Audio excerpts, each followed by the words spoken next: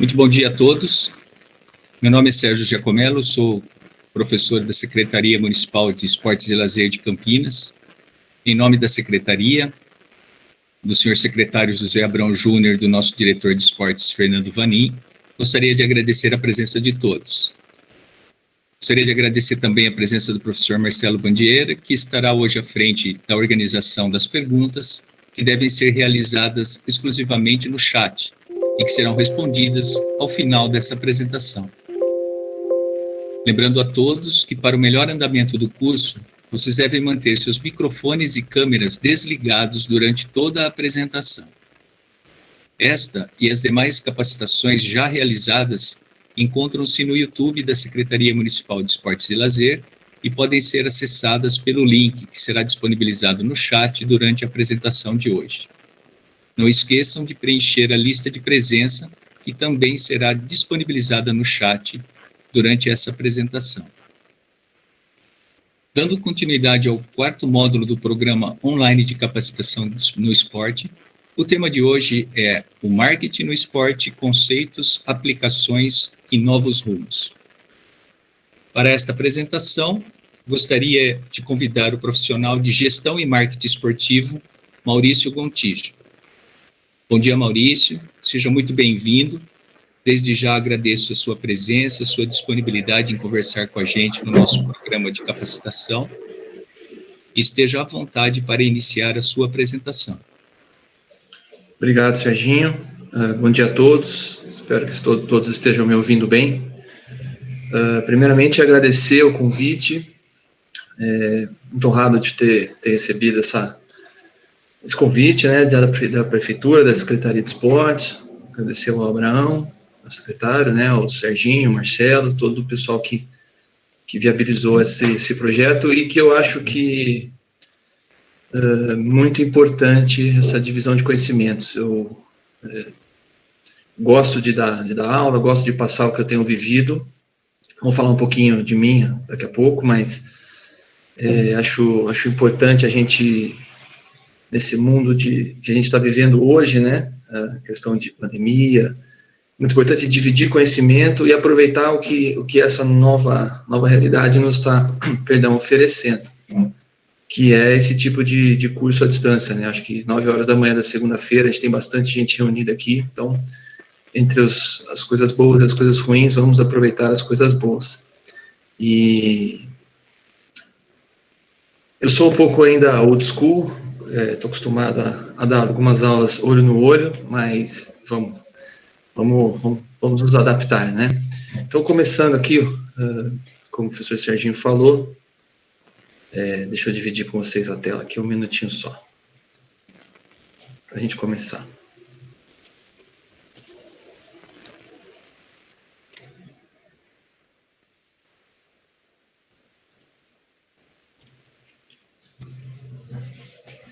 Deixa eu carregar.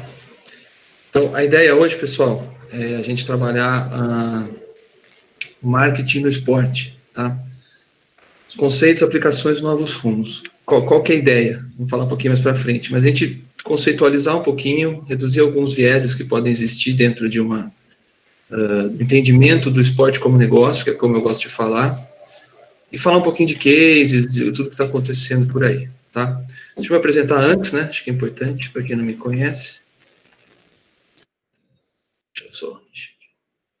Vamos lá.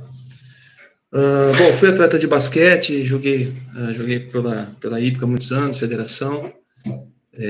Toda a minha formação como pessoa, eu gosto de falar isso, e para quem é do esporte sabe muito bem o que é, foi dentro de uma quadra, né? Toda a minha formação como homem, com os meus valores, meus princípios, tudo eu praticamente aprendi dentro de uma quadra. Muitos anos jogando, representando Campinas em jogos abertos, jogos regionais. E quando eu parei de jogar, eu estava me formando em publicidade, em marketing, né, em comunicação e marketing, pela PUC.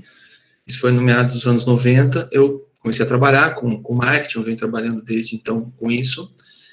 E no 2000, 2001, a IPCA fez um projeto para disputar A2 do Paulista de basquete, eu voltei a jogar, e aí comecei a entender que o meu interesse, além do marketing, da comunicação, era também o esporte. Eu queria estar no esporte como profissional. E como jogador não dava mais, né? Então, eu comecei a fazer algumas incursões no marketing esportivo, que estava começando no Brasil naquela época. Na verdade, já tinha tido o projeto da Parmalat, foi um grande case, que eu até ouso dizer que não foi um grande projeto de marketing esportivo, foi muito mais de gestão, né? Mas, enfim, a gente pode falar depois disso. Eu comecei a fazer algumas incursões, alguns cursos, mas continuando sempre trabalhando em marketing. Fiz um curso de uma especialização em administração, que era continuava sendo minha área, né, gestão.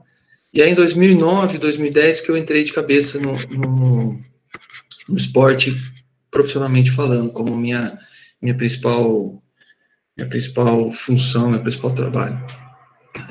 Organizamos a Olimpesec em 2009, uma empresa que a gente tinha, fazendo captação, fazendo gestão, e naquela mesma época eu fiz uma especialização em gestão do esporte, marketing esportivo na televisão em São Paulo. Então, fiquei direto no esporte, como profissional do esporte, e hoje eu sou coordenador de marketing da Ponte Preta, né? Eu cuido da parte de captação, principalmente ativação dos patrocinadores, relacionamento, gestão de material esportivo, licenciamento da marca, que é muito importante para a gente. Então, eu estou lá há 3 anos, na Ponte Preta. Nesse tempo que eu entrei de cabeça no esporte como negócio, né, como trabalho, eu tive a oportunidade de participar de 2 Copas do Mundo, trabalhando, tanto na África do Sul quanto no Brasil, e 2 Jogos Olímpicos também, no Rio e em Londres. Na África do Sul, eu trabalhei como atendimento ao espectador, era responsável por um setor do estádio, no estado do Cabo, que é essa fotinha aqui. Depois, em Londres, e tanto em Londres quanto no Rio, eu fui o attaché da seleção de basquete masculina, trabalhando na operação dos jogos e full time com o time de basquete masculino. Experiência espetacular e que não tem preço. E depois, na Copa aqui no Brasil, que eu trabalhei na área de protocolo e atendimento aos VIPs, né, VVIPs, que é chefes de Estado, chefe de delegação aqui no estádio do Corinthians, tá bom? Então, vamos lá, falando um pouquinho de mim, agora a gente entra no que a gente se propõe, que é falar sobre esporte como negócio, né? Qual que é a ideia do conteúdo aqui? A gente fala, contextualizar um pouquinho, como eu falei, para a gente diminuir alguns vieses que a gente possa vir a ter. Depois conceitualizar, porque o marketing o esporte como negócio evoluiu muito nos últimos anos aqui no Brasil, mas os conceitos básicos, a base dele continua a mesma, né? Vamos discutir alguns cases e depois falar sobre o esporte no pós-pandemia. Vocês já devem estar vendo bastante, bastante alterações, né? Deve estar sentindo isso. Principalmente quem trabalha no dia a dia do esporte. Então, vamos lá. Então, contextualizando, tá? Então, como eu comentei, né? O esporte no Brasil, como negócio, ele vem evoluindo muito a partir dos anos 2000, e nos últimos 10 anos, devido aos grandes eventos que a gente teve aqui, a gente foi obrigado a evoluir de fato, né? E as empresas têm departamentos, os grandes investidores, né, no esporte, eles têm departamentos para cuidar disso, patrocínios, grandes agências, os clubes, vamos falar de clube, né? Os clubes, seja de futebol, que é o grande, que movimenta a roda aí, financeiramente falando, do esporte, ou outros clubes, basquete, vôlei, se organizando em termos de gestão. E aí eu entro nesse segundo ponto, que deve-se falar não somente de marketing, mas principalmente da gestão. Quando a gente fala em marketing esportivo, claro que o termo, ele leva a gente a pensar em tudo, né? Mas se a gente for levar o pé da letra, o marketing esportivo, ele é muito além. A gente deve falar como esporte, como negócio, gestão. Porque o marketing acaba sendo um pedacinho dentro de todo o processo de gestão. Se você tem falando aí num clube, né, uma boa gestão, consequentemente o marketing, a questão de captação de patrocínios, parcerias, relacionamento, engajamento vai ser muito maior do que se você tiver um bom departamento de marketing e o resto patinando. Então, a coisa começa a falar, a gente tem que começar a falar de gestão, profissionalização da gestão, é uma tecla que eu bato sempre, né? Quanto mais profissional e menos torcedor você tiver na gestão, você melhora o processo como um todo, tá? E o esporte como negócio, né, a utilização do esporte como uma ferramenta de marketing, por uma plataforma de comunicação, engajamento, relacionamento, e aí você tem todos os players participando, que são os atletas, os clubes, os eventos, campeonatos, os torcedores, né, que podem ser considerados também os admiradores, ou os fãs, ou os torcedores, né, e as marcas que acabam sendo os responsáveis por mover a questão financeira do processo. Então, basicamente, como contextualização também, o marketing, o marketing esportivo simplesmente é um conceito, os conceitos do marketing aplicados ao esporte, o esporte sendo uma ferramenta para isso. E quais são esses conceitos do marketing? Quem já está um pouquinho mais dentro desse processo já entende mais, mas o marketing, ele é composto pelo que eles chamam de 4 Ps, é o princípio básico do marketing. Os 4 Ps, né? É produto, você elabora o produto, tem que ser adequado. Preço, formação de preço tem que ser adequada, tem que estar de acordo com o que você quer, você pagar os seus custos e o consumidor possa pagar. Ponto de venda ou distribuição ou conveniência, você tem um bom produto, ele tem que estar no lugar certo, na hora certa. E o último P, que é promoção ou propaganda. Quando a gente fala dos 4 Ps e a gente pensa em esporte, via de regra, as pessoas vão pensar simplesmente naquela coisa da marca na camisa do time. Isso seria exposição de marca. Nós vamos falar aqui também. Mas a gente tem que pensar numa coisa muito mais abrangente. Pensar em relacionamento, pensar em ativação. E uma coisa importante que a gente tem que trazer do esporte como negócio é que o que ele agrega ao marketing? Os 4 Ps, eles são o padrão do marketing, e o esporte, ele traz um 5º P, que é a paixão. Então, isso é o que os gestores exploram quando falam em esporte. As marcas se apropriando dos atributos que o esporte traz, que são as vitórias, as derrotas, a emoção, determinação, trabalho em equipe, superação, liderança, todos aqueles atributos que a gente vê no esporte, que a gente conhece do esporte, eles são explorados pelo marketing. E aí sim o marketing esportivo ganha um tamanho que ele tem hoje, no mundo, tá? De novo, o Brasil ainda tá no processo de crescimento, mas ainda não chega perto do que fazem os americanos, os europeus, tá? Isso aqui é uma colocação. O esporte é uma das únicas ferramentas de comunicação que possui um elo emocional com seus fãs e a capacidade de transformá-lo em um consumidor daquela marca, tá? Então, essa é a grande diferença, né? Essa paixão que move o torcedor, ou fã, ou consumidor, né? Por exemplo, vamos falar de uma coisa que é muito forte, NBA. Então, as marcas que se atribuem ali no contexto todo da NBA, para o fã, não necessariamente para o torcedor do time, né? Como a gente pensa quando a gente pensa em futebol no Brasil, já fala de torcedor, que é uma realidade mais próxima, né? Então, o torcedor vira consumidor, o fã vira consumidor. Deixa eu só fechar minha câmera aqui.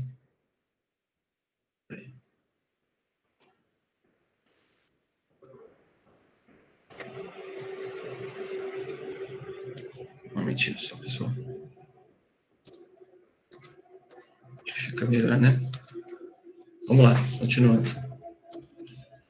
Então é isso, pessoal. É o fã transformado em consumidor. E no final das contas é o que a gente quer, né? É o que os patrocinadores querem. Lá na frente é ter engajamento, ter relacionamento, ter fidelização, mas eles querem vender o produto. Então aqui a gente tem alguns modelos de aplicação, né? Aqui a gente tem, por exemplo, um patrocínio no basquete do Flamengo, que é uma maneira de você falar com a massa rubro-negra, que é uma massa gigantesca de consumidores, mas com investimento menor, e ainda apoiar um esporte que não é o futebol. A gente tem que distinguir bem o que é. Todo mundo que está no esporte sabe que existe o futebol, existem os esportes olímpicos, existem todos os aspectos. A gente tem aqui o exemplo dos Correios, que foi patrocinador por muito tempo da natação, questão do vôlei, do Minas. Aqui nós estamos falando do marketing aplicado às modalidades, tá? Do patrocínio às modalidades. Aqui a gente já tem alguns produtos relacionados ao esporte, que também usam esporte, né? Então, a Nike, por exemplo, ele é um produto de esporte. A Garmin também é um produto de esporte. A Centauro, que trabalha com esporte. São maneiras de você usar o esporte como divulgador de marca. E aqui a gente tem algumas marcas que não têm nada a ver com o esporte, como produto, mas se apropriam daquilo que eu falei, dos 5 P's do esporte para gerar todos os benefícios, né? Então, Samsung, Itaú, Vivo, são diversas modalidades aí de patrocínio que a gente tem aqui, que a gente pode ver, da utilização do esporte. Tá? Então, falando um pouquinho da evolução do conceito do esporte como negócio, né? Inicialmente, lá atrás, anos 80, anos 90, o patrocínio, o investimento em esporte, ele era pela exposição da marca, né? Então, se vocês ouvissem uma aula naquela época de marketing, sobre gestão no esporte, o professor provavelmente ia dizer que é uma maneira de você interagir com a marca sem ter, estando envolvido com o momento. Então, porque a televisão, antes do esporte, vamos dizer assim, né, você tinha lá os comerciais de televisão no intervalo da novela, e era a hora que todo mundo saía para tomar uma água, trocava de canal, e quando você colocava a sua marca dentro do jogo, do evento, você estava sendo impactado por aquela marca sem perceber, entre aspas, né? Então, você tinha lá um jogo, por exemplo, aqui na verdade, essa foto é da Campeonato Brasileiro de 87, a Copa União, quando a Coca-Cola foi parceira do Clube dos 13 e patrocinou todos os times do campeonato, com exceção do Flamengo e do Corinthians, que já tinham grandes patrocínios, que era a Calunga e o Petrobras, Lubrax, né? Isso foi um modelo de negócio na época que foi uma revolução, né? Mas isso simplesmente é a exposição de marca. Mas um outro exemplo, por exemplo, você vê lá final do vôlei, da Superliga de Vôlei, Rio de Janeiro, Rexona e Finasa Osasco. Por mais que a emissora, a Globo, fale Rio de Janeiro e Osasco, a gente está sendo impactado todo o tempo pela marca, né? Pela Rexona, pelo Finasa, qualquer que seja a marca. Depois houve vamos dizer assim, uma evolução, né? Fomos percebendo, né, os profissionais de marketing foram percebendo que, além de exposição da marca, aí a necessidade de você fazer ativação e experiência. Essas duas expressões, ativação e experiência, foram muito fortes, foram muito relevantes agora nos últimos anos, antes da próxima evolução do conceito aqui. Mas o que é ativar, né? Você gerar, mais do que você ver a marca, do que você gerar exposição de marca, o consumidor, o fã, o torcedor, né, o potencial consumidor, melhor dizendo, ele viver uma experiência dessa marca, viver essa marca. Então, aqui a gente tem essas duas imagens aqui, elas são do Jogo das Estrelas do basquete, da NBB brasileiro, né? Então, você tem aqui TNT ativando, faz um joguinho de 3x3, McDonald's, fazendo o pessoal experimentar produto, como temos de experiência mesmo, dar um arremesso, tirar uma foto, postar no Instagram essa foto. Então, assim, você está vivendo, além de ver a marca, você está vivendo aquela marca, né? E isso é muito o que a gente faz hoje, falando, por exemplo, de Ponte Preta, né? A intenção é que a gente tenha os patrocínios, a gente gera exposição de marca, que ainda é muito forte, principalmente no futebol, mas a gente propõe ou proporciona aos patrocinadores, e aí depende muito deles também, ativar essas marcas. E aí nós vamos falar mais para frente a questão da pandemia dos jogos sem torcida, mas antes disso, a gente proporcionar a um banco que patrocina a gente, fazer uma ativação, distribuir um brinde no estádio, captar banco digital, né? Captar uma assinatura já ali, uma conta nova. Então, você gerar essa experiência positiva, né? E agora, além de falar de exposição de marca, além de falar de experiência, de ativação, a gente fala muito de geração de conteúdo e engajamento. Então, mais do que tudo isso que a gente já falou nos momentos anteriores, que não deixaram de existir, a gente tem que fazer os fãs, torcedores, consumidores interagirem com a nossa marca. Com a marca do patrocinador, ou com a nossa marca, por exemplo, hoje Ponte Preta, né, enquanto produto, ou a academia, ou, né, onde vocês trabalhem, eventualmente, nos clubes, nas empresas, geração de conteúdo, engajamento.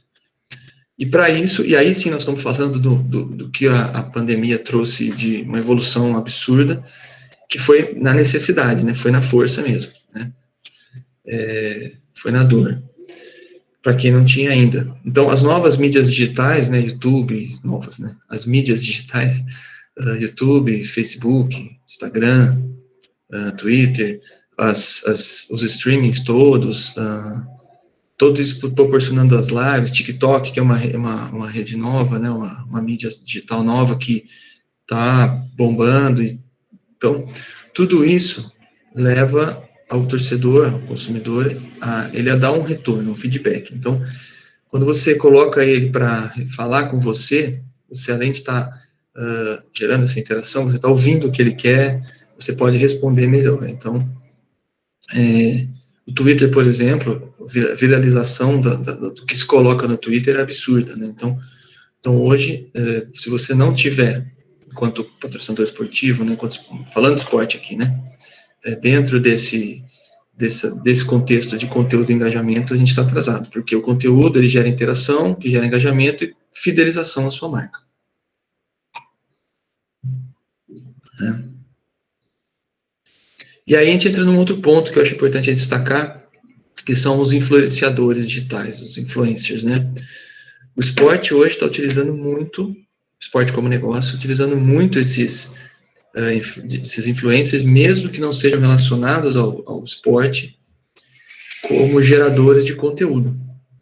Por mais que você tenha aí Desimpedidos, né, a Adidas patrocina, o Peleja, que a ONG patrocina, por exemplo, tem outros influenciadores que não estão diretamente relacionados ao esporte, mas que são utilizados. Estão gerando matérias exclusivas, testes de produtos, entrevistas com jogadores, com fãs e jogadores ao mesmo tempo, apresentação de novas linhas. Então, muitas vezes, o time deixa de colocar um jogador apresentando um novo uniforme e coloca aconteceu agora no Galo, em Minas, aconteceu no São Paulo, e deixa de usar os jogadores para fazer o lançamento, para usar um fã, porque esse fã, esse cara, além de trazer entretenimento com informação, ele tem um número absurdo de seguidores, né? Esses grandes influencers, né? Então, o que você coloca viraliza. Isso falando de coisas boas e coisas ruins também, mas como a gente está falando aqui de coisa boa, né? Para começar a segunda-feira, essa viralização de conteúdo, ela é... E aí, esses dias eu estava vendo, eles utilizaram aquela apresentadora do Desimpedidos, do São Paulo, utilizou para lançar um uniforme novo, não lembro o nome dela agora. Então, aí você vê todo o conceito, né? Utilizar uma mulher no futebol, né? Coisa que está muito forte agora. Ela é influenciadora, ela tem, o Desimpedidos, no caso, tem um absurdo de seguidores, ele fala, por que não usar o Daniel Alves, que também tem um absurdo de seguidores, também gosta de mexer em redes sociais? Por conta disso, porque esse tipo de influência, vamos falar assim, esse tipo de canal, ele traz entretenimento junto, e você desconecta também, especificamente, do cara que está no time. O Daniel Alves, ele é um ídolo, nós vamos falar disso daqui a pouco, mas ele está conectado hoje, especificamente com o São Paulo. Nesse caso, qual foi a ideia da Adidas, né? Foi jogar esse material para todo mundo, além do São Paulo. Aí você pode até falar, mas quem compra uniforme é o cara do São Paulo. Sim, é o torcedor de São Paulo. Mas a marca Adidas aí vai ser pulverizada para todos os ambientes, né? Todos os locais. Tá? Então é importante a gente colocar isso.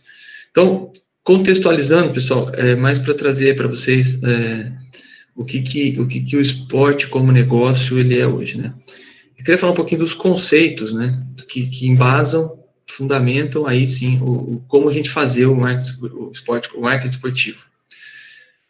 Podemos ter evoluído, lá atrás a gente tinha exposição somente, hoje a gente tem exposição, ativação, tem geração de conteúdo, mas esse trio aqui, esse triângulo, vamos dizer assim, patrocínio, ídolos e eventos é o que move o marketing esportivo, o esporte como ferramenta de marketing, e proporciona a exploração, né, do esporte nesse contexto que eu coloquei há pouco. Então, o que é o patrocínio, basicamente? É o primeiro, aí, vamos dizer, da cadeia. É a exposição da marca e a geração de cobertura. Dentro de tudo isso, cobertura da exposição da marca. Então, por exemplo, se eu sou uma marca, vamos falar qualquer uma aí, Volkswagen, eu posso patrocinar um time, eu faço a mídia tradicional, né, TV, revista, outdoor, eu faço evento, eu ativo no jogo, eu estou fazendo uma cobertura, mas eu estou gerando impactos da minha marca, estou fazendo uma cobertura dela para todos os meus consumidores mais ampla. Então, eu vou assistir o jogo e vou ver a marca, eu vou na rua, eu vou ver o outdoor, por aí vai. Então, exposição e cobertura com todos aqueles contextos todos que eu passei agora, ativação e tal. Importante destacar na questão do patrocínio, pessoal. É muito relevante isso. Qual é o interesse do patrocinador e qual é a oferta do patrocinado? Essa relação, ela tem que estar adequada, né? Se eu sou um patrocinador local, minha abrangência, minha distribuição, e aí nós vamos lembrar dos 4 P's lá do começo, minha distribuição é local, eu não tenho motivos, ou não tenho necessidade, melhor dizendo, de fazer um patrocínio num clube, num time, num atleta que tem uma abrangência nacional. Eu posso trabalhar mais localmente. E o contrário é a mesma coisa também, né? Eu gosto de dar o exemplo nesse momento aí do Corinthians, que foi patrocinado pela Calunga nos anos 90, né, 80, 90. A Calunga, naquela época, era uma loja de material de escritório, material escolar em São Paulo. Eram 2 lojas, tá? Patrocinava o Corinthians, que tinha uma abrangência nacional, disputava o Campeonato Brasileiro. Muita gente nem sabia o que era Calunga. No entanto, o dono da Calunga, que hoje é uma potência, né, ele era um corintiano fanático, doente, e queria patrocinar o Corinthians. Então, aquilo não era marketing esportivo, aquilo era mecenato, e ele fazia porque ele amava, porque ele queria patrocinar o Corinthians. Então, eu só dou esse exemplo para dizer que, no caso ali, deu super certo, o Corinthians foi campeão brasileiro, aquela camisa é uma camisa histórica para o torcedor, né?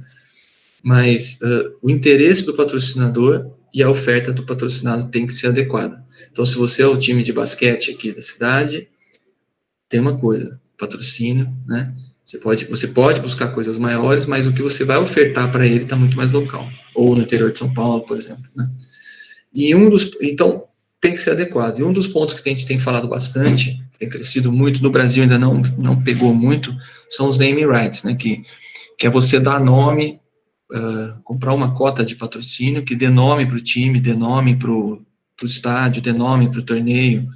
Então, o Brasileirão, Açaí, né? Açaí é uma atacadista, né? Ninguém presta atenção nisso, né? Ele tem toda a exposição de marca, tudo, mas ele comprou o nome, comprou a cota master, dá o name right para o torneio, a Libertadores também, que tem o name rights, tudo isso. E também a questão dos espaços, né? Dos espaços físicos para a prática, né? Então, você tem o Allianz, né? Em São Paulo. E aí a gente entra numa questão da briga, principalmente da Globo, com essa questão dos patrocínios, de falar as marcas, né? Que é um caso mais a fundo aí.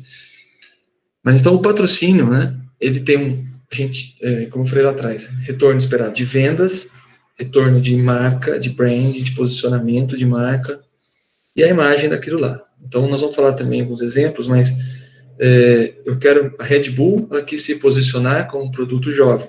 Ela agiu, ela entrou, ela trabalha com esportes radicais, basicamente, principalmente.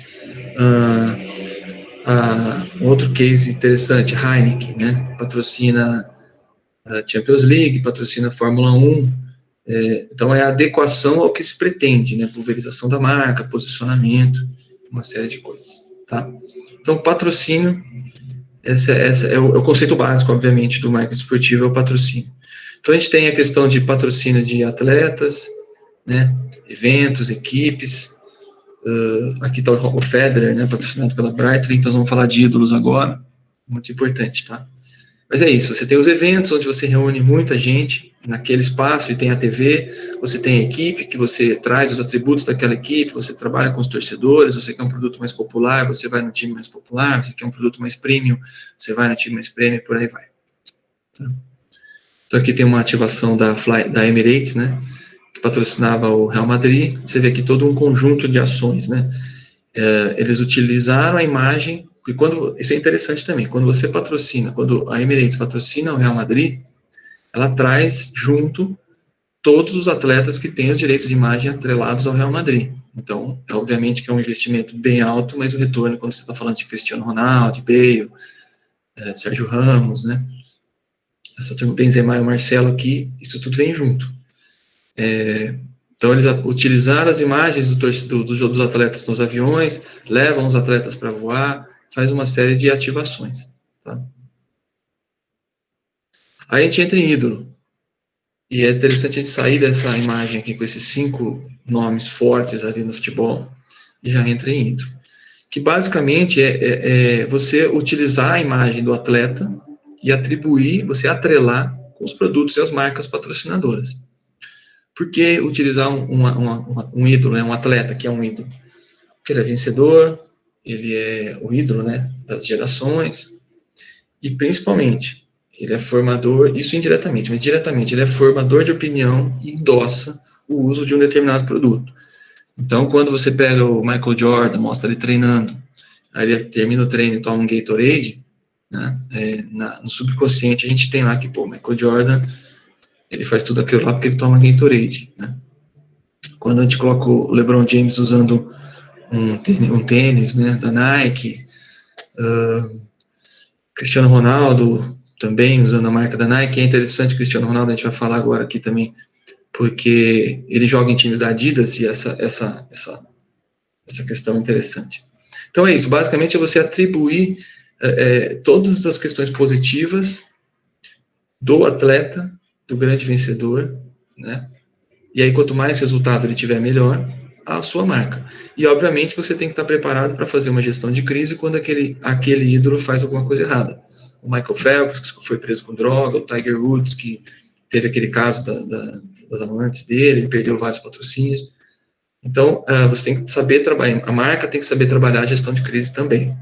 Mas, via de regra, é muito mais positivo, obviamente, do que negativo. Algumas imagens aí de grandes ídolos, né?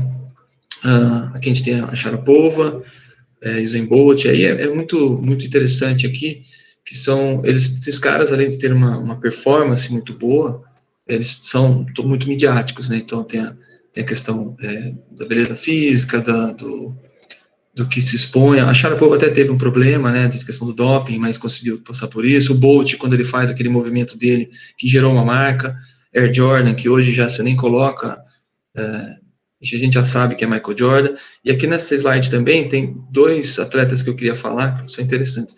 Aqui a gente tem a Anna Kournikova, do lado do Muhammad Ali, que é de uma época que não tinha o marketing esportivo, foi apropriado recentemente pela Adidas. Mas a Anna Kournikova, ela é uma jogadora, uma tenista russa. Ela nunca ganhou uma Grand Slam, ela tem resultados assim bons, mas não tão expressivos quanto uma Sharapova, quanto outros. Mas ela era muito midiática, ela tinha um volume de investimento em patrocínio nela que era absurdo, relógio, roupa, porque ela era muito bonita, simpática, fazia aparição em filme, então é interessante destacar isso, que às vezes nem sempre o resultado esportivo é o principal, também é importante. E o Beckham, que muitos falam que se fosse na era das mídias digitais, das redes sociais, ele teria sido maior que Messi e Cristiano Ronaldo. Porque até hoje, ele é um cara muito midiático, né? E naquela época mesmo, sem toda essa tecnologia a favor, ele já era a unanimidade, né? E assim, jogava muita bola, mas também não tinha os resultados que o Messi, né, Cristiano Ronaldo tem. Cristiano Ronaldo sem dúvida nenhuma, hoje, o maior atleta, o maior ídolo em termos de investimento, tanto na parte de arrecadação, em patrocínio, tudo que ele toca vira ouro, vamos dizer assim, né? Essa apresentação dele na Juventus, já faz 2 anos isso, gerou uma venda absurda de camisas, um montante muito expressivo para a Juventus, para a Adidas, entre outras coisas, venda de carnê, de jogos, pay-per-view, tudo isso. E interessante aqui, quando eu falo de você patrocinar uma equipe, trazer junto os atletas que estão dentro dela, né? O Cristiano Ronaldo jogava no Real Madrid, que é patrocinado pela Adidas, e está na Juventus, que também é patrocinado pela Adidas. Então a Adidas se apropria da imagem dele, mesmo não patrocinando ele. Que, aliás, ele é patrocinado pela Nike, né? Isso é bem interessante. E para finalizar a questão dos ídolos, a gente tem aí o cara do momento aí, que infelizmente não teve sucesso ontem na final, mas não deixa de ser um case para a gente discutir aqui. Quando o Neymar começou a carreira, e aí a gente está falando de algo muito altos e baixos também, ele não é um cara que a imagem dele não é só positiva, né? Até por algumas atitudes fora de campo, mas tudo que ele faz viraliza, tudo. E hoje ele é o cara, assim, do momento, né? Quando ele começou lá em 2010, 2009, 10, ele usava o meião para cima do joelho, né? Aquele cabelo moicano, chuteira colorida. Quando eu falo da influência, né? Eu ia ver o meu filho jogar futebol, na época ele tinha 8, 9 anos, todo mundo, a molecadinha toda, todos eles, com o meião para cima do joelho, no meio da coxa, e com o cabelinho espetado de moicano. Então, isso é influência. Hoje é aquela história. Ontem, quem assistiu o jogo viu ele chegando no estádio, a câmera focando nele, ele com a caixinha de som, botando a música lá do Solove, do Bochecha, aí já foram atrás do Bochecha, tudo viraliza, tudo que ele faz. Então, as marcas, trazendo agora para a nossa discussão aqui, as marcas se apropriam disso, né? Então ele chega ali, se ele está com um fone de ouvido com uma marca, esse fone de ouvido certamente vai ter um sucesso de vendas, no mínimo momentâneo ali em relação a ele. Continuando aqui, pessoal. Aqui é só para a gente saber a questão dos ídolos, o que representa isso dentro do mercado. O Roger Federer, hoje, na verdade, esse ano, esse último levantamento da Forbes, ele está meio enviesado por conta da pandemia, teve uma queda grande aí. E, por exemplo, o Cristiano Ronaldo, ele não é o maior salário, mas ele está aqui quase junto com o Federer por conta de premiação, mesma coisa o Federer. O Messi já é um pouco menos em termos de patrocínio, premiação não, desculpa, o Federer é premiação, o Ronaldo é patrocínio, e o Messi é salário. Então, você vê que há uma diferença, né, entre o perfil dos atletas. E aí você tem os jogadores da NBA, todos eles, esses 2 últimos do futebol americano, da NFL, tá? Isso é só para curiosidade mesmo. E a gente entra no último pilar daqueles 3 conceitos que eu falo para vocês, que é a questão dos eventos, né? O evento é uma oportunidade de você gerar visibilidade, gerar relacionamento, gerar experiência, gerar conteúdo, tudo que a gente vem falando. Claro que os eventos esportivos hoje estão se reinventando, foram obrigados a se reinventar por causa da pandemia, mas vamos torcer, vamos crer aí que mais um tempo a gente volta a ter o formato tradicional dos eventos, né? Então, quais são os grandes eventos no mundo que movimentam milhares e milhares de dólares e muito dinheiro? A Fórmula Indy, 500 milhas de Indianápolis, que são 2 finais de semana, 400 mil pessoas no circuito, uma coisa absurda. A Volvo Ocean Race, depois vocês devem dar uma procurada, é uma volta ao mundo de barco, cada barco gasta em torno de 30 milhões de dólares. NBA, Super Bowl, que todo mundo conhece. O Wimbledon, que tem, né, maior premiação em 40 milhões, chega a 40 milhões. Então, são números muito grandes, né? Super Bowl, também é mais título de curiosidade, né? Que é o maior evento esportivo do mundo de um dia, né? Lógico que a gente tem a Olimpíada e Copa do Mundo que supera isso, mas impacto econômico absurdo, questão dos comerciais do intervalo, a questão do show do intervalo, né, só grandes artistas se apresentando lá, e aí uns números assim, 11 milhões de fatias de pizzas, 1 bilhão e 300 asinhas de frango que os americanos comem, porque o evento se transforma o fim de semana, os Estados Unidos para assistir esse evento, e aí as marcas, voltando, né, falar do que a gente sempre está falando aqui, nosso objetivo, que é as marcas se apropriam disso tudo, da paixão do torcedor, né, consumo de cerveja, e então tudo que é linkado ao Super Bowl gera um bom faturamento. Aí né, então falei dos três pilares, né, dos eventos, o patrocínio como um pilar básico, assim, o chão mesmo, a questão de usar os ídolos e os eventos, né. E a gente discute um pouquinho dos cases, passando rapidinho também. Um grande case de marketing esportivo, e também recomendo que, se vocês quiserem dar uma investigada nisso depois, é a questão da Heineken, né? A Heineken, ela usa o esporte para exposição de marca, ativação e experiência da marca, ela faz uma adequação ao público, então, assim, os esportes que ela patrocina, eles estão adequados ao perfil que ela se pretende como posicionamento de marca. E hoje, qual é a ideia deles? Qual é o posicionamento? Eles estão lançando, hoje, né, nesse último período, a cerveja 0%, sem álcool, né? A cerveja 00 deles. Então, o que eles estão fazendo? Se posicionando no esporte, atribuindo a questão do cerveja sem álcool com esporte. Fórmula 1 é carro, né, dirigir, então, cerveja sem álcool. Então, você vê que eles fazem esse casamento dos interesses, né? Ontem, uma dessas imagens aqui, da direita aqui, é do Allianz, do Palmeiras, do estádio do Palmeiras. Eles fizeram um evento para convidados, para 1.500 convidados, um drive-in, que é um novo formato aí de ativação, né, e de geração de experiência.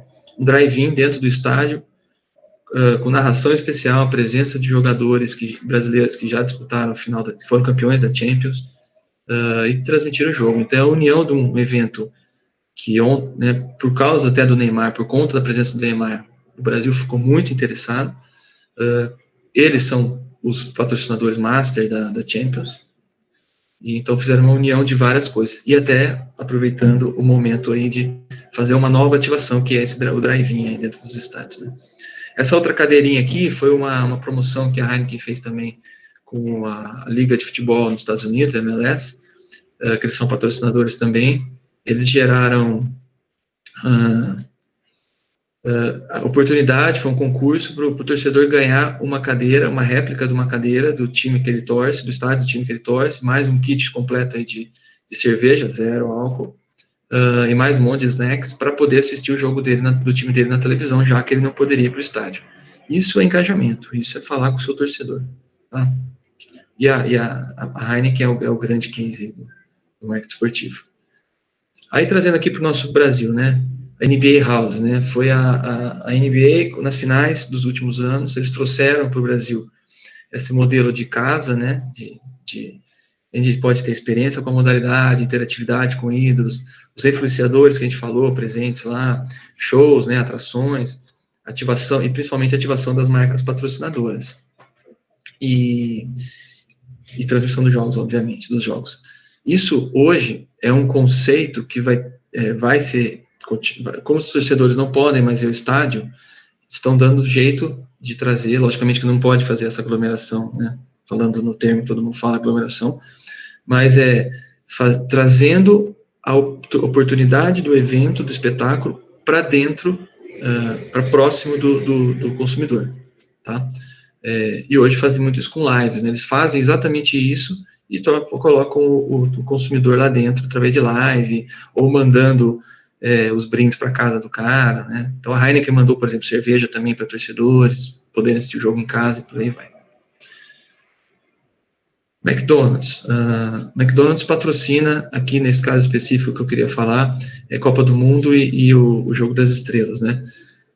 Por quê? É engajamento e é relacionamento com os fãs. Primeiro endereço é o produto, né?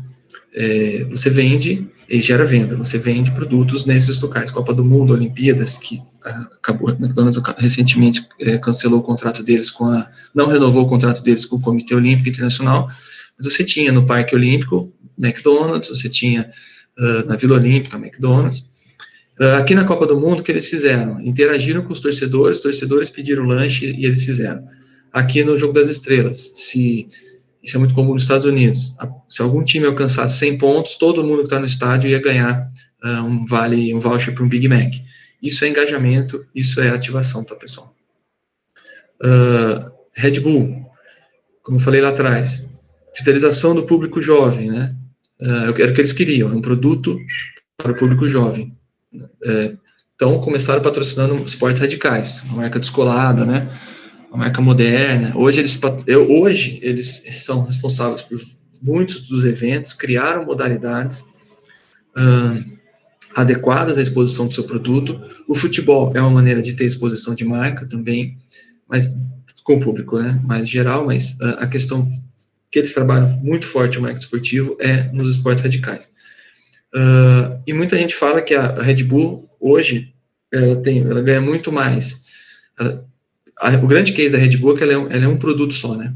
É uma empresa que tem um produto, na verdade, com poucas variações, mas tem um produto. E tem um absurdo lucratividade, representatividade de marca. Que eles são hoje muito mais uma empresa de geração de conteúdo do que de energético. Claro que isso é um exagero, mas é algo a se pensar. E alguns cases rapidinhos aqui, que são mais trazendo para o nosso dia a dia. A Caixa, que agora não patrocina mais, né, por mudanças na diretriz deles, mas a Caixa, ela entrou em diferentes modalidades, diferentes eventos no Brasil, por exposição de marca, para fazer relacionamento, para engajar as pessoas, e para gerar experiências, e para fazer captação de investimento, pessoal. A gente pensa, por que a Caixa quer fazer patrocínio no Flamengo, no Corinthians? Porque, você imagina, eu trabalhei na Ponte, eu trabalhei no projeto da Caixa lá. Trabalho na Ponte, no projeto da Caixa, eu trabalhei. Além de tudo isso, exposição de marca, experiência, quer dizer, todo jogo eles levavam os principais correntistas para fazer um camarote, fazer uma coisa diferente. Toda a movimentação dos times, Flamengo, né, Corinthians, Ponte, todos os times, elas eram, por contrato, obrigatoriamente feitas na Caixa. Então, você gera uma movimentação de dinheiro dentro da Caixa. Então, isso é importante também destacar. Se ela pagava 15 milhões para o Flamengo, certamente a arrecadação dela, não só em exposição de marca, mas em transação financeira, era muito maior do que isso. Tá?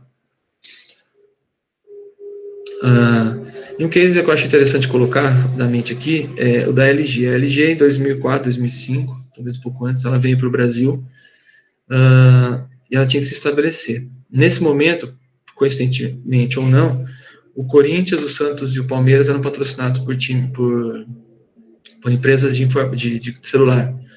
Era Samsung, Panasonic e Toshiba, sempre Toshiba. Então, calhou a LG, que era um produto premium também, abraçar um time que tinha um perfil mais premium dentro do mercado que seus concorrentes estavam presentes. Então, foi só para... É um case que eu acho que vale a pena destacar aqui. Tá bom? E por último, pessoal, antes da gente finalizar, falar um pouquinho do esporte, do negócio do esporte na pandemia. Já abordei um pouquinho aqui, né, que os eventos vão ter que mudar, a maneira de falar com o torcedor vai ter que mudar, mas já vinha havendo um crescimento, né, dessa questão das lives, das redes sociais, e quem não fazia foi obrigado a fazer, vamos dizer assim, por necessidade mesmo, né? Então, o investimento ainda maior em digital, como eu falei, para manter o torcedor antenado com o clube, com o time, com o evento e os patrocinadores, que era antes um complemento, né? Uma necessidade básica. Então, hoje, vamos falar assim de Ponte Preta, a gente tem Twitter, Facebook, Instagram, YouTube com a PonTV, que cresceu muito nessa época de pandemia, porque a gente foi obrigado a aumentar a quantidade de conteúdo criado, cresceu muito os seguidores. Não sei se eu esqueci de alguma dessas básicas, mas e o TikTok, que também já temos agora. Então, assim, é uma necessidade. Os times de futebol hoje têm que ter tudo isso aí, por exemplo, né? E as outras modalidades também. Porque você gera, mais uma vez, engajamento, conteúdo e aproximação. torcedor, meu torcedor, o torcedor da Ponte, ele não pode ir ao estádio.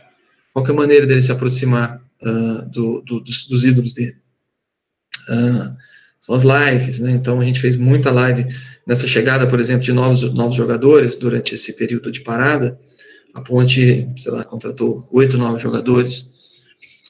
E todos eles foi feita uma live, foi feito sorteio com os sócios torcedores que quiseram participar, fizeram ali toda a interação. Isso é uma nova maneira de se trabalhar, mas que talvez provavelmente não morra com o fim dessas restrições impostas pela pandemia. Porque você coloca ali o torcedor. Normalmente a gente levava o torcedor no treino, né? O sócio torcedor, ele era sorteado e ia participar do treino. A gente não pode mais fazer isso. Então a gente leva o jogador para dentro da casa do torcedor. Transmissão de treinos ao vivo, coisa que nunca tinha sido feita. A questão da torcida virtual, nas arquibancadas, a NBA faz isso muito bem. Tem aqueles totens de papelão, de plástico, que os times no Brasil estão fazendo, que também é uma maneira de você vender ingresso virtual, entre aspas, né? A questão dos drive-ins que eu coloquei, readequação dos programas de sócio-torcedor, porque tudo que era presencial tem que ser mudado, né? E atendimento aos protocolos de segurança. Então, tudo isso tem que ser casado. Basicamente, a pandemia trouxe uma evolução em algumas coisas que vão ficar e outras readequação mesmo, né? E finalizando, acho que estamos chegando aqui no horário, a gente, eu gosto particularmente de fazer no final das apresentações, é trazer um pouco ali para a nossa realidade, né? É claro que a gente fala de NBA, fala até de NBB, fala de Flamengo, fala de uma série de coisas, mas aí você pensa assim, poxa, e eu que estou aqui no meu clube, tendo a minha modalidade, a minha associação, né? Basicamente são aqueles conceitos, né, pessoal? Você explorar o seu esporte, a sua modalidade, o seu atleta como produto, mas ser coerente com o que se busca, né? Pensar grande, valorizar, mas ser coerente, foi aquilo que eu falei, a gente pensar no tamanho do que eu posso oferecer, adequação, tá? Mostrar para um potencial investidor, se eu estou falando como modalidade, se eu estou falando como patrocinado, ou falando como patrocinador, eu tenho que ver num projeto qual é a visibilidade que ele vai me dar, e aí as redes sociais ampliam muito essa visibilidade, quais as ações que ele vai gerar envolvimento, seja com protocolo de pandemia, seja sem. Então, se eu tenho um jogo de basquete do Regatas, por exemplo, do Sub-14, Sub-15 do Regatas, ele tem um potencial de visibilidade, ele tem potencial de ações de ativação, de geração de conteúdo, né? E como eu posso aí me diferenciar, enquanto patrocinador, dos meus concorrentes diante do público-alvo que eu quero, tá? E uma coisa que eu gosto de finalizar também e falar é a questão do público. Saiba quem é o seu público. Ele tem que ser levado em consideração na venda do seu produto. Porque para cada público existe um tipo de patrocinador e um valor percebido.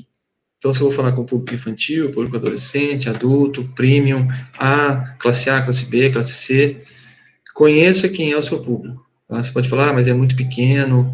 Ok, você adequa ao seu tamanho, à sua realidade, mas conheça, tá bom? Então, aqui tem, para finalizar, aqui algumas palavras-chave aí para a gente lembrar do que o esporte como negócio ele pode gerar, deve gerar.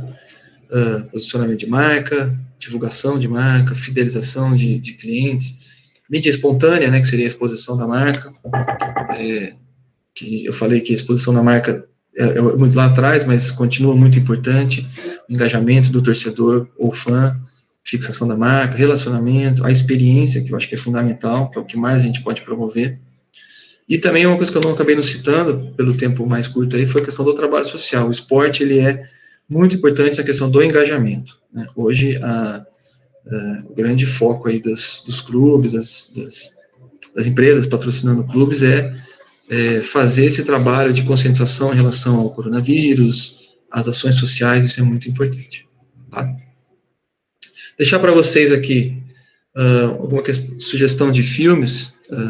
Na verdade, são filmes romances, vamos falar assim, são filmes de ficção, menos o Moneyball, que é um filme de história real, mas eles falam muito do esporte como negócio. Esse filme, A Grande Escolha, ele para quem quer conhecer o que é um draft, né, no caso da NFL, Ele é uma aula de draft, é muito legal. Tem uma história bacana, mas o filme é muito interessante.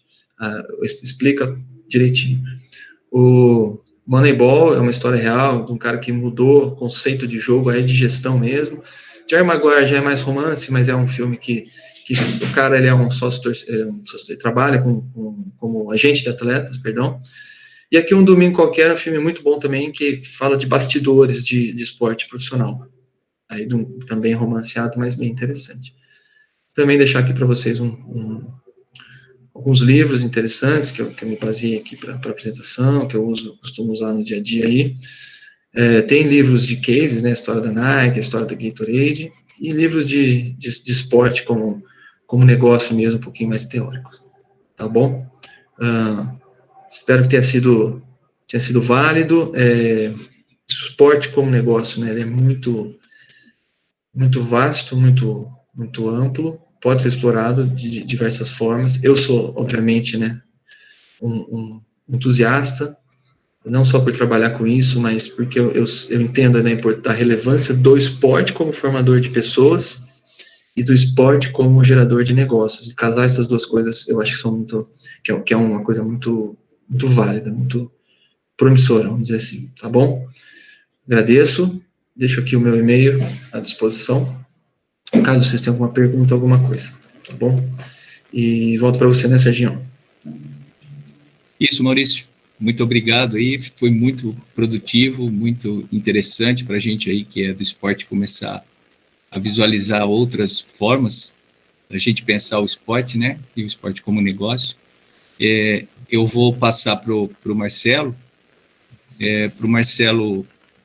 começar com as perguntas, mas antes, Marcelo, vou tomar a liberdade aqui de eu fazer uma pergunta aí para o Maurício, já iniciando, e depois você já assume daí. Maurício, uma coisa que sempre me chamou a atenção, falando aí dessa ideia do marketing, né? E eu não sou da área do marketing, sou da área da educação física, então não sei bem. Eu queria que você comentasse um pouquinho de como você vê essa visão.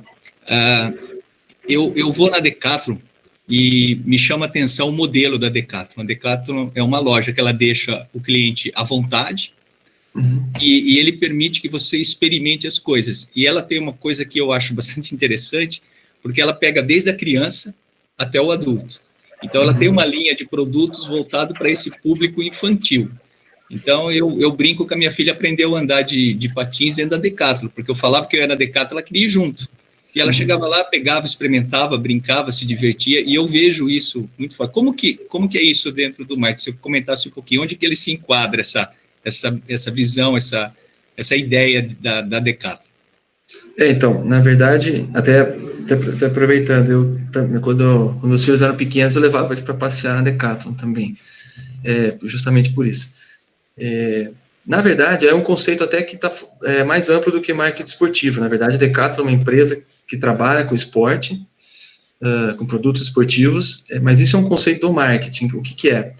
Você gerar a experimentação mesmo, a palavra é essa, ou amostra, né, o sampling, que o pessoal gosta de falar, porque quando o consumidor ele pega o produto, ele experimenta o produto, a tendência dele querer aquele produto é muito maior do que se ele estivesse simplesmente vendo na gôndola. Então, assim, criança principalmente, né, você dá liberdade para ela trabalhar, para ela mexer, para ela pegar, a chance de você gerar pelo menos na cabeça dela, aquela coisa do eu quero, aí o comprar é outro passo, né? Tem outras coisas que envolvem, a questão do preço, da necessidade de comprar ou não. Então, se você vai num supermercado, por exemplo, repara que, por exemplo, iogurte infantil, danoninho, essas coisas, está sempre no andar de baixo da gôndola, porque a criança vai lá, pega e põe no carrinho sem perguntar. Depois, se o pai vai tirar ou não, é outra história. Então, esse conceito da Decathlon, ele foge um pouco do que a gente está acostumado, por isso também talvez chame a atenção. Você pode pegar a bicicleta, pode pegar o skate, justamente para isso. Eles te dão essa liberdade de você fazer o que você quiser, para você ter essa experiência de experimentação. É uma experiência, que eu falei bastante, né? E só fazendo um adendo, agora eles vão ter que mudar muito isso, né? Porque dentro dos novos protocolos não pode mais pegar, não pode mais dividir, é um problema isso. Não sei como eles vão fazer, não fui na Decathlon depois que abriu, mas vai ter que mudar esse conceito, pelo menos por enquanto. Perfeito, obrigado. Marcelo, as perguntas? Bom dia, Mauricião. Bom dia, professor. Tudo tranquilo? Tudo ótimo. Obrigado. Bebe uma água aí. Quem tem umas perguntas aqui para fazer. Muito didático, muito legal, Mauricião. Que bom. É sempre bom estar escutando coisas aí. Vou começar com uma pergunta, Mauricião, do Samuel Pereira. Ele fala assim: bom dia, Maurício. Você disse que inicialmente o principal motivo, né, era a exposição da marca, a criação do... Ele diz assim: bom dia, Maurício. Você disse que inicialmente o principal motivo era a exposição da marca. Acho que ele está falando em relação a patrocínio. A criação do time de futebol do Red Bull, hoje sendo Bragantino, pode ser dita como um movimento de marketing? Com certeza, Samuel.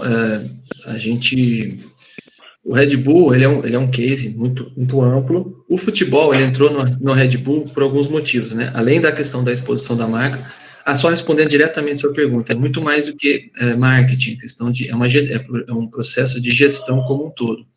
Mas quando o Red Bull, ele começa a não patrocinar, mas ser dono de time, primeiro que entra naquele conceito, né? Não só patrocinar, mas ser dono do meu negócio, dono da minha modalidade, dono do meu evento, para eu poder fazer do jeito que eu quero. E o futebol entra nisso também. O futebol é o grande expositor de marca, gerador de conteúdo, de tudo do mundo, né? Então, quando a Red Bull ela entra no futebol, é sim para expor a marca, para se tornar uma marca conhecida, que vai gerar venda lá na frente. Mas também tem dois pontos aí importantes na questão da Red Bull. Primeiro, a formação do público consumidor. Quando eles falam de jovens, né, jovens adultos, mas quando você fala de formação, a criança que gosta do futebol vai saber do Red Bull, e quando chegar o momento, ela vai poder ser um consumidor. Isso é uma coisa. E o segundo é negócio mesmo. Formação de atleta e venda de jogador como negócio, como business, tá? Mas é um grande case, a Red Bull é um grande case. A Red Bull, acho que daria uma aula só de Red Bull em relação à gestão esportiva. Não sei se eu respondi, acho que está dentro aí do conceito, mas sem dúvida nenhuma é um grande case de marketing esportivo. Marcelo, só um minutinho. Maurício, se você quiser interromper sua apresentação, para aí ficar sua imagem maior para a gente. Perdão. Tá? Aí já fica... Isso, perfeito. Aí a gente falta de hábito. Isso, Perfeito. tranquilo, tá bom? Obrigado. Marcelo, por favor. Professor, Carlos Eduardo Bueno de Camargo pergunta: Maurício, como fazer um trabalho de marketing em uma escolinha de futebol? Então, aí entra naquela questão da adequação, né? O que você tem que... Tem desde a questão, eu não sei se exatamente a pergunta é em relação à parte de gestão, você organizar, você gerar pontos de contato que você possa vender ao seu público, seja ele qual for. Então, formatar uma boa experiência no local, ter uma lanchonete, ter a quadra com as placas de exposição de marca, tudo isso, para depois você montar um projeto e abordar aqueles potenciais patrocinadores que possam vir a ter interesse no seu público. Qual que é o seu público? Os pais dos atletas, eventualmente algum torneio que você faça no fim de semana e locação de quadra à noite, por exemplo, né? Tô viajando aqui. Então, você tem que saber quem é o público quem é o patrocinador potencial que pode querer atingir aquele seu público. É o público do bairro, é o público da cidade, então, os próprios pais dos atletas, como eu falei. Então, você tem que começar ajeitando a questão da experiência dentro da sua escolinha, criando momentos que possam servir de processos, possam virar processo de marketing depois, de comunicação, engajamento, e depois correr atrás do seu patrocinador potencial a partir do seu público. Por exemplo, uma coisa que eu não mencionei, você trazer um ex-atleta de renome, se for em Campinas da cidade, da Ponte ou do Guarani, para bater uma bola com seus alunos, você está gerando uma experiência. Nesse dia você vai trazer os pais, nesse dia você vai trazer mais gente, depois você vai gerar um conteúdo, vai divulgar isso, e por aí vai. Professor? Perfeito, Maurição. O Carlos Bernardino pergunta: gostaria de saber qual é a vantagem que a Ponte Preta tem de não ter marca no seu material esportivo? Tá, isso é também uma pergunta que dá para a gente fazer uma aula em relação a isso. Hoje, desde o último mês aí, a Ponte Preta lançou a sua marca própria, que é a marca 1900. Tentar explicar bem rápido aqui. Até um tempo atrás, como é que funcionava? As grandes marcas, Adidas, Umbro, Puma, Nike, Under Armour, faziam um contrato com os clubes para licenciamento da marca. Então, eram contratos diferentes para cada clube, mas normalmente era a marca, vamos falar assim, a Topper, que tinha a Ponte, entregava uma quantidade de peças para a Ponte, que suprisse durante a temporada todo o material, né, suprisse material de viagem, de jogo, de treino, que tem um valor isso. E aí a Topper seria responsável pela venda de todo o material da Ponte Preta, falando de Ponte Preta, por exemplo, né, no mercado. Então, a Topper, ela ia ganhar dinheiro vendendo produto, ia pagar o que ela investiu na Ponte, a Ponte ia ser bem atendida, porque um enxoval que a gente fala, dependendo da quantidade, varia em torno de 400 a 500 mil reais, né? Então, a Topper, ela tinha que vender, licenciar os produtos, pagar esse investimento e depois ter o seu lucro. Quando você fala na Ponte assim, no Flamengo, por exemplo, a Adidas, ela faz isso e, além de tudo, ela dá um dinheiro para o Flamengo ainda e mais royalties. E a Ponte Preta tinha royalties também, né? Os clubes têm royalties também. O que acontece? Esse modelo de negócio, tirando os clubes gigantes, Corinthians, Flamengo, Palmeiras, esses clubes que são patrocinados hoje por Nike, Adidas e tal, eles começaram a ser deficitários para essas empresas, essas grandes marcas, nos clubes médios e pequenos, porque eles não conseguiam pagar esse investimento deles com a venda de material. E aí começou a ser pouco vantajoso para eles, e as propostas em relação aos clubes começaram a diminuir. Quando você fala de uma marca própria, além de tudo, você inverte o jogo. A Ponte Preta, o Bahia, o América, o Figueirense, o Ceará, o Fortaleza, todos esses times desse patamar, times médios, grandes, começaram a seguir esse caminho. Por quê? Porque você fica dono do seu negócio como design, como o que você quer fazer, a camisa do seu desenho, a camisa do seu modo, que nas marcas grandes você não tem.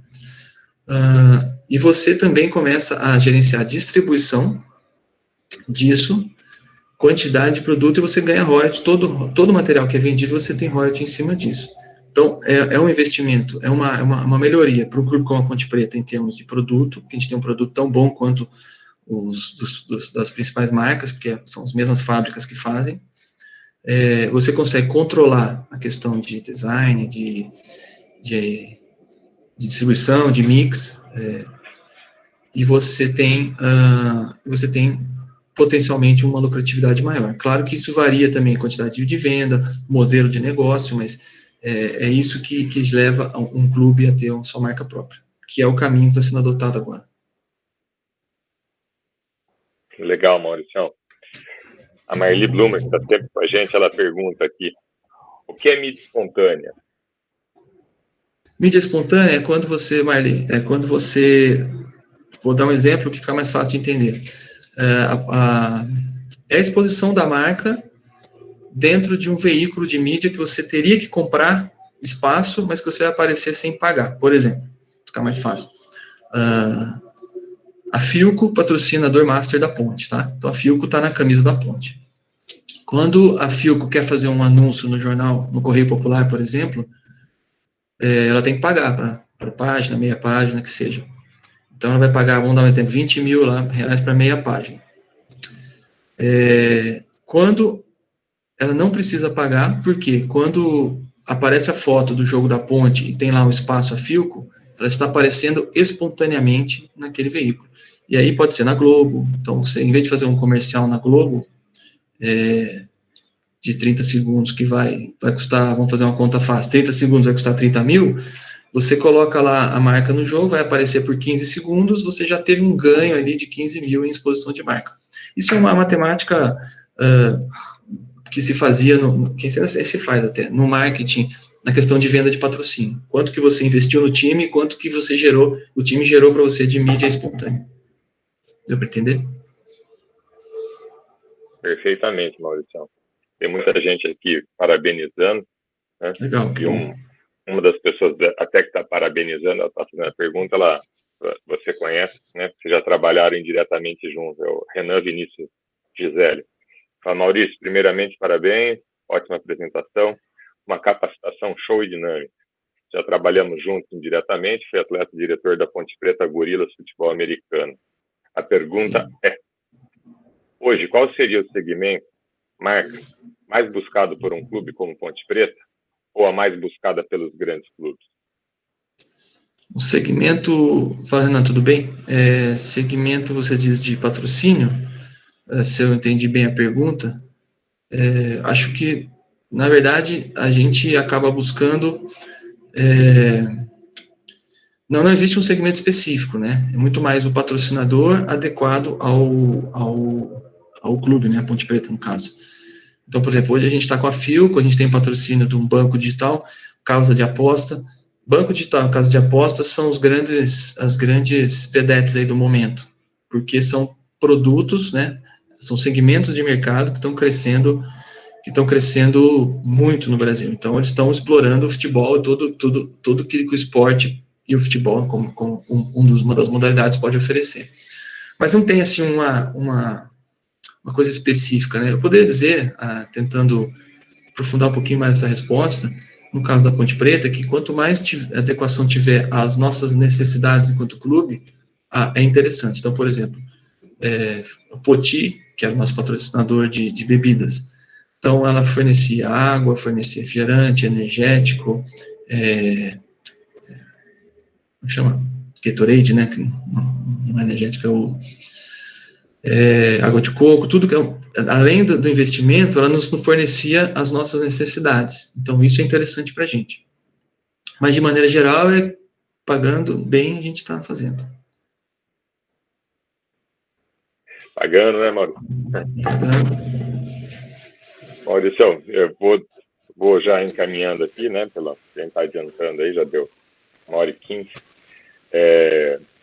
E aí, eu te agradeço primeiramente porque você aceitou aí dividir com a gente. Eu tenho a sorte de te conhecer há vários anos já, estudamos juntos, fizemos publicidade juntos, né, Maurício? Íamos juntos de Puma para a faculdade. Com certeza. E aí, então, quando eu tenho dúvidas, eu pergunto para você diretamente. Mas você deixou aqui seu contato. E, então, se alguém mais tiver dúvida, pode perguntar também. Mas eu quero fazer uma pergunta, Maurício, para você fazer, e em seguida já passo para o Serginho, para as considerações suas do Serginho, e terminando aí o nosso encontro de hoje. A minha pergunta, Maurício, é que eu tenho dificuldade, Marcelo, tenho dificuldade com a minha atividade em relação a essas mídias, Instagram, TikTok, YouTube. Eu não sou um cara que procura essas mídias, né? E eu estou pensando aqui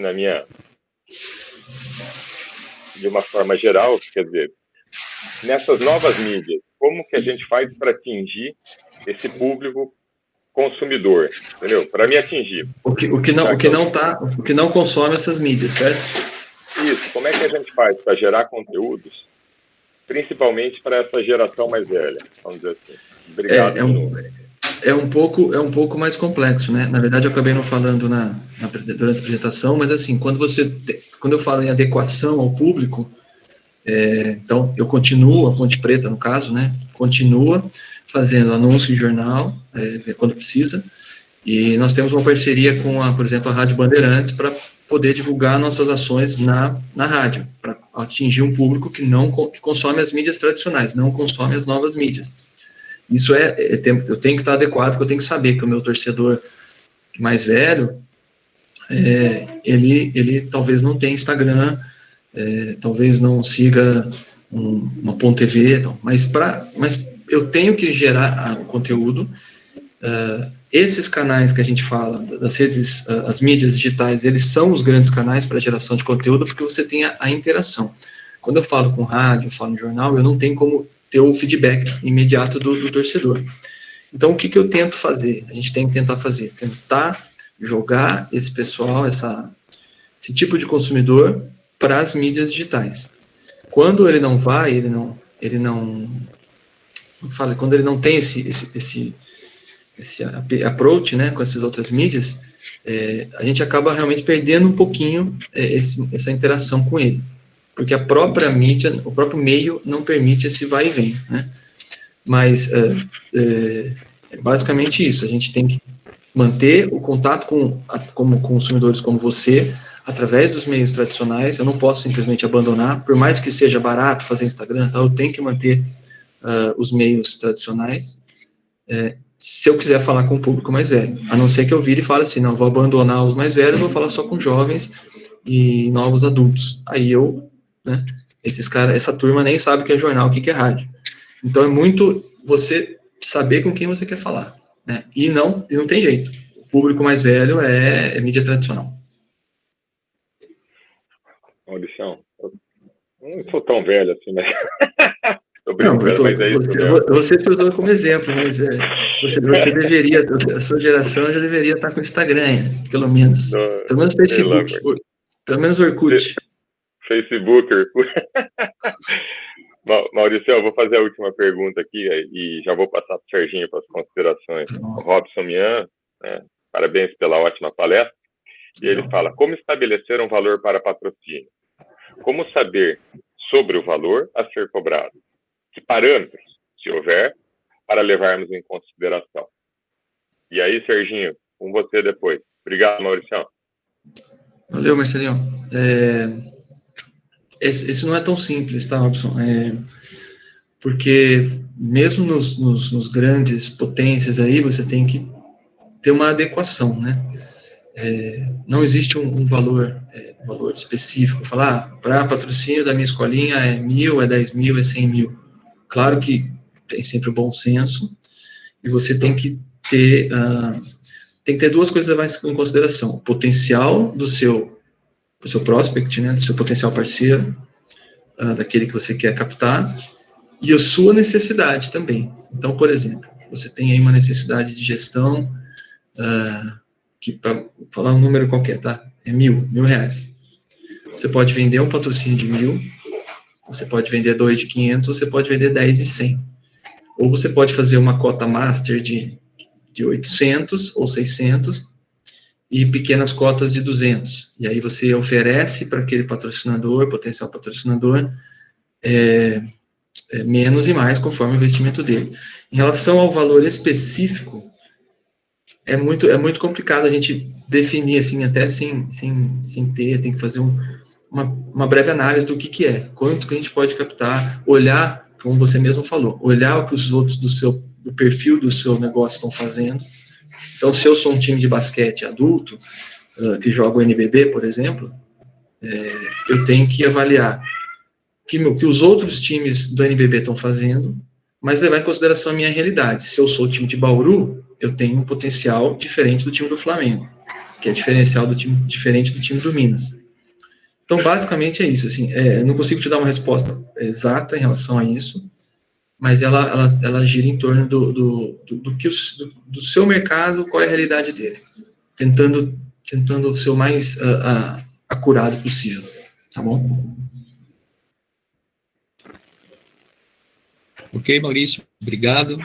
Marcelo, você me ouve bem aí? Parece que minha internet está falhando um pouquinho, está tudo em ordem? Dá para ouvir. Então, ok aí? Perfeito. Então, tá bom. Maurício, acho que eu vou aproveitar aqui para fazer uma pergunta que me acabou ficando assim, uma curiosidade minha. No caso específico do futebol, como a gente lida com o fã, né? O cara que é o torcedor, me parece assim, existe uma polarização, né? Vou pegar uma cidade como Campinas, você tem duas equipes, acaba sendo um processo de polarização. Ou você gosta ou você não gosta. Como é que o patrocinador avalia esse modelo? Não sei, se você pudesse falar um pouquinho sobre isso. Então, isso às vezes a gente está negociando com algum patrocinador e essa pergunta surge por parte dele. Vou falar, a resposta ela tem algumas, pode ser respondida de algumas formas. Eu, Maurício, né, acho que a gente deveria cada vez mais tirar essa questão do fanatismo, vamos falar assim, porque só antes, né, dessa sua pergunta, o torcedor da Ponte que olha um patrocinador do Guarani e fala, não vou consumir porque ele está no Guarani, ou o torcedor do Guarani que olha da Ponte é mais o fanático, né? O torcedor comum, vamos dizer assim, mas acontece, tá? O torcedor comum, ele não vê dessa forma, ele é mais uma forma de impacto nele. Ele tá vendo lá na camisa viu um jogo lá na camisa do Paraná, Guarani, ele assistiu o jogo, Ponte Pretano, viu lá uma marca, ficou na cabeça dele. Ele não vai falar, pô, aquele cara patrocina o Guarani, não quero. Mas essa pergunta sempre vem pra gente, né? Então a gente está negociando com algum patrocinador e ele fala assim, mas e aí, como é que fica, tal? O ideal para o patrocinador, e aí assim, não só para dirimir qualquer problema, é patrocinar os dois times. Numa cidade como Campinas, que você tem 2 clubes só, ele vai cobrir 70% da cidade, né? Porque tem muito torcedor de outros times também. Então, isso é o ideal, mas ele tem que ter bala para fazer isso. O Banrisul, por exemplo, por muitos anos, patrocinou o Grêmio e o Inter, justamente para não ter esse problema, né? Então, assim, é o ideal. Eu não, particularmente, não vejo problema. Se eu fosse patrocinador, quisesse investir em um e outro, paciência, mas o ideal é você fazer os dois para não ter nenhum tipo de risco, vamos falar assim, porque realmente tem torcedor que faz isso. O que não pode acontecer é que nem, só um rapidinho assim, para finalizar um exemplo, a história do Palmeiras Parmalat, que o Tonhão zagueiro trocou a camisa com a Portuguesa no final do jogo, a torcida Portuguesa começou a xingar ele pisou na camisa da Portuguesa. No dia seguinte, a Associação dos Padarias de São Paulo fez um boicote ao leite Parmalat. Então, assim, esse tipo de atitude não dá, né? Mas fora isso, é uma coisa que, assim, fora isso, o ideal realmente é patrocinar os dois, justamente para você ter mais cobertura e diminuir eventuais perigos, né? Legal, Maurício, obrigado aí da resposta. Eu acho que nós tivemos aí, estamos dentro do nosso tempo, legal, foram várias perguntas, o pessoal ficou com seu contato aí, então eu vou passar para que você faça suas considerações finais e aí eu já encerro a nossa capacitação de hoje. Legal, Sergio, mais uma vez, muito obrigado pelo convite, obrigado pela participação de todos que tiveram aí nessa palestra online, né? Como eu falei, é uma coisa diferente do que eu estou acostumado, ter o olho no olho, mas foi muito legal. E espero que vocês tenham tido aí, na verdade, como eu falei antes, o esporte como negócio, ele é muito vasto, muito amplo, né? Todas essas perguntas que vocês colocaram, elas têm todo sentido porque justamente tem muito campo para ser explorado. E eu, como sou um entusiasta do esporte e um entusiasta do marketing, juntando as duas coisas, eu acredito que seja um bom caminho a ser explorado. E dá para explorar muito mais do que a gente falou nessa 1h30 aqui. Fico à disposição, agradeço mais uma vez e uma boa semana para todo mundo aí. Obrigado. Obrigado, Maurício. Novamente, muito obrigado pela sua apresentação. Como você falou, acho que o tema é bastante abrangente, o negócio é realmente colocar a pulguinha atrás da orelha e fazer o pessoal começar a pensar um pouquinho, e na minha visão, é o que a gente vai ter aí para o nosso futuro em termos de sobrevivência dentro do esporte. Nós precisamos alinhar todas as áreas de conhecimento e o marketing, a gestão no esporte deve fazer parte desse modelo, sem dúvida nenhuma. Então, em nome da Secretaria Municipal de Esportes e Lazer de Campinas, agradeço aí a sua disponibilidade de estar conversando com a gente, dispondo aí um pouco do seu tempo para conversar com a gente. Agradeço o Marcelo pela organização aí do chat, com as perguntas, todo mundo que participou. Falou uma segunda-feira aí, nós tivemos aí mais de 60 pessoas acompanhando essa palestra, esse contato. Amanhã nós teremos aí, dando prosseguimento a esse 4º e último módulo do programa online de capacitação no esporte, nós vamos ter uma conversa aí sobre iniciação ao triatlo, da criança ao adulto. E eu vou aproveitar aqui também, comentar com vocês, eu não tenho o link exatamente aqui, mas vai ter hoje uma live do secretário de Esportes e Lazer do Estado. Hoje é só a Secretaria de Esportes do Estado, falando sobre a retomada do esporte no estado de São Paulo. Então, hoje, às 13h30, procurem nas redes sociais, que vai estar tendo uma live com o secretário de Esportes do estado, falando sobre esse tema. Acho que é relevante para toda a grande maioria aqui, pessoas ligadas ao esporte, saber o que está sendo programado aí para o estado de São Paulo.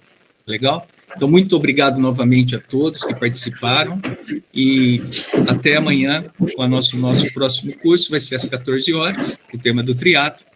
Uma boa semana a todos, fiquem com Deus aí.